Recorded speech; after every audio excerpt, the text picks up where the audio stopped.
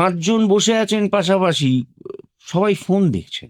আগে না আমি বাবাদের সময়ও দেখেছি, যখন ছোটবেলায় বাবার সঙ্গে স্টুডিওয়ে যেতাম, এরা যে যেখানেই শুটিং করতেন না কেন, মানে সে উত্তম জেঠু হোক, সৌমিত্র জেঠু হোক, অনিল জেঠু, বাবা, টিটো কাকু, মানে আমাদের দীপঙ্কর দে, এরা একটা স্টুডিওতেও যদি শুটিং করতো কি করতো না, এক জায়গায় মানে খবর পেয়ে চলে আসতো, মুড়ি চানাচুর চা নিয়ে আড্ডা হতো, এটা আমি দেখেছি।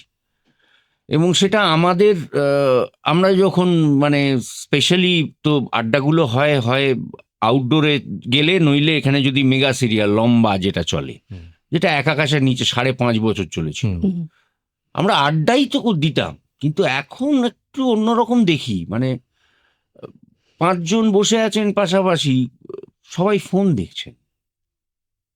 মানে তখন সম্পর্কগুলো অনেক বেশি মানে খোলামেলা সম্পর্ক ছিল, মানে যখন যাকে গালাগাল দেওয়ার তাকে গালাগালও দেওয়া যেত, তারপর আবার জড়িয়েও ধরা যেত। ঠিক। তো এখন ব্যাপারটা অন্য একটু হয়ে গেছে।